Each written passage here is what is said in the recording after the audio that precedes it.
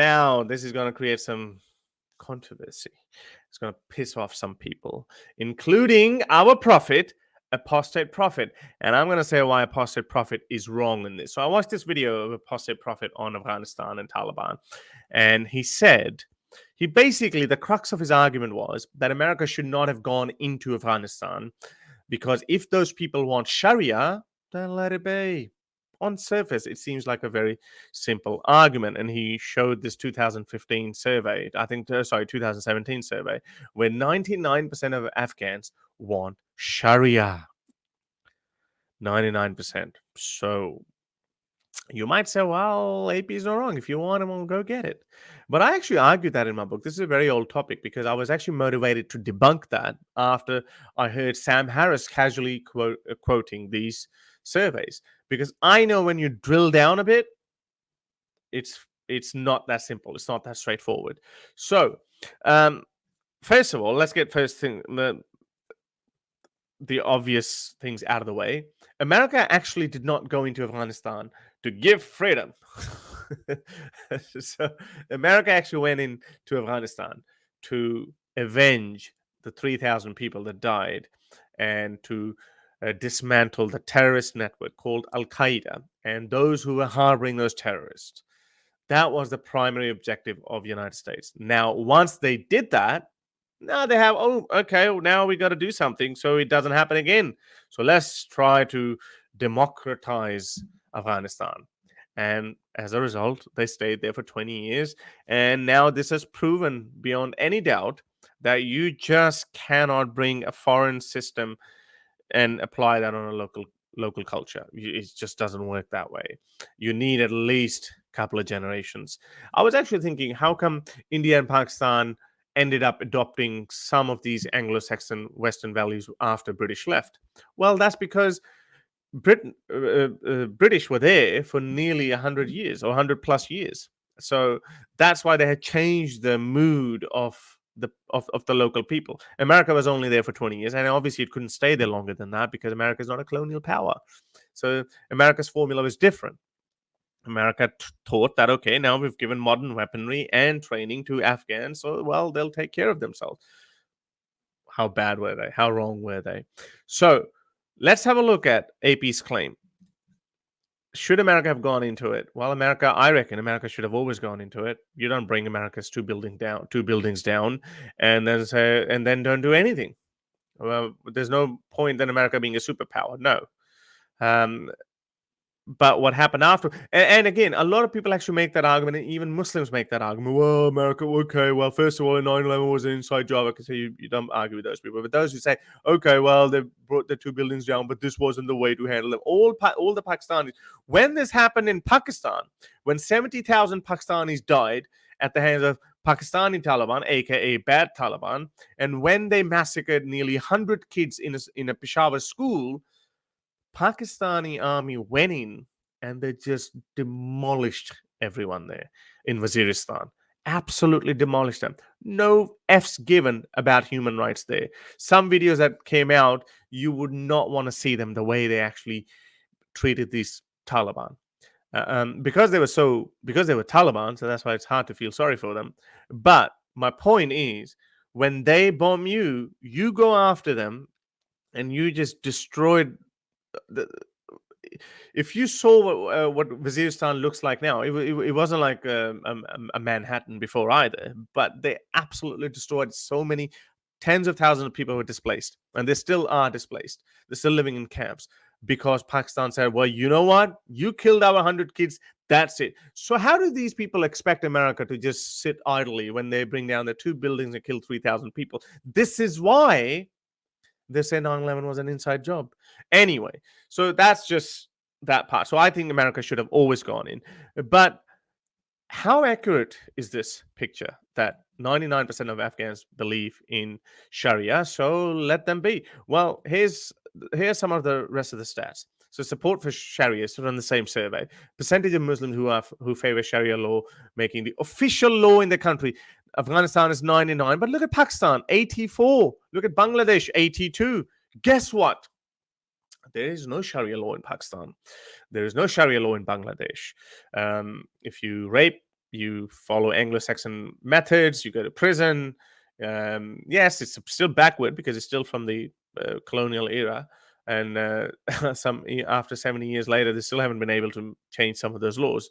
But there's no amputation of hands. There's no flogging. There's no stoning. There's none of that kind of crap that you have. But 84% of Pakistanis are favoring Sharia. Another key point in this is, which I detailed in my book, how come those political parties that actually promise you that as soon as we come to power, we will impose Sharia law? There's Fazlur Rahman Party, Jamiyat-e-Ulama Islam, Jamaat Islami, sorry. So there are some religious far right-wing parties that actually guarantee you that we will bring Sharia law in Pakistan as soon as we come to power. But guess how many votes they get? What's the percentage? Have a wild guess. 20%? 30? 15? 2.5%. That's their vote bank. 2.5%. That's the vote. That's the amount of votes they get. I think last time they got a little bit more votes than that. I actually don't have those figures, but it's still minuscule. That's the kind of percentage that they get. So what is happening here? On one hand, they say we want Sharia, but then the parties that say we'll bring Sharia, they don't give Sharia. Have a look at this. Taliban, right? Have a look at this.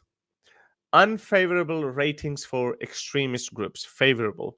13% Muslim. And these are the Muslim countries that are part of the study. Senegal, Lebanon, Tunisia, Malaysia, Nigeria, Pakistan, Egypt, Palestine, Jordan, Indonesia, Turkey. Turkey as well. So Al-Qaeda, 13% favor them. Taliban, 13% favor them. Hamas is a little bit higher because obviously Israel is a bigger evil, 32%, and Hezbollah, 26%. Have a look at this. Most are concerned about Islamic extremism. You know, Sharia is Islamic extremism. But I'll come to that in a moment. I'll explain that to you why Muslims think that way. So have a look at this. Unconcerned. 18% of people are unconcerned. So they're like, yeah, no, there's no such thing as Islamic extremism. Let it go, let it go. But what about the other 67%? They are concerned about rising Islamic extremism. How many people support Taliban? Only 12% Pakistanis are in favor of Taliban. Just 12%. It would have been nice to see if Afghanistan was a part of that, but unfortunately, it wasn't part of this survey. But I wouldn't be surprised if it wasn't that many. So you might be asking then, well, why do these people want Sharia, but then when it comes to getting Sharia, they don't get it? It's because they actually don't want Sharia. Pakistanis, Afghans, these guys don't want Sharia. Then why do they say we want Sharia? Because it's a part of their faith. They've been told from day dot that Sharia is good. It's the law of Allah. This is the best thing for you. But when they see, go have a look, any video that you see of women getting stoned to death or anyone or hands being amputated, you would see by Abduls and Muhammads saying, oh, no, this is not right. This is evil. No, we don't want to see that. They might have a different opinion if you see a person hanging by in a football field and then they say, well, he was a child molester. Then they'll be like, yeah, good. But when they actually see the hardcore corporal punishment being dished out, they would not support that. And that is the sad part. It's the same way. I'll give you another example. It's the same way no Muslim would say, well, Muhammad married a 9-year-old girl. That was wrong with Muhammad. No one would say that because as soon as they say that, that's it. They've thrown their prophet under the bus. But if you ask them, would you marry your 9-year-old daughter to a 50-year-old man? They wouldn't marry you. They wouldn't marry her. Only some village idiots would do that. But majority of Muslims wouldn't do that. So that is the open conundrum that is existing in every Muslim's life. And this is why we say Islam is not a compatible religion. It has no place in the 21st century. These Afghans would stand up again, but it has to happen indigenously. It has to happen by the local people themselves. America, unfortunately, can't do anything. And this is the same reason why Pakistan doesn't have Sharia law. Watch this. I'm predicting this right now. These guys, Taliban, have released so many bad Talibans. Watch this. Within 1 year, we're going to see a rise in terrorist activity in Pakistan. And watch how the favor shifts again. These same people will not be supporting Taliban at all. They will be concerned by the rising Islamic extremism. By the way, I have to mention these surveys were taken in 2017, so climate was a little bit different. But now this is why it surprises me that Pakistani government and the media is actually trying to paint um, um, Afghan Taliban in a good light, but they don't want to. Deep down inside, they know that then they don't want to antagonize them. So I think it's going to be very interesting what happens. So AP, sorry, you're wrong. This is a very shallow way of looking at it. That because they say 99%, so therefore leave them.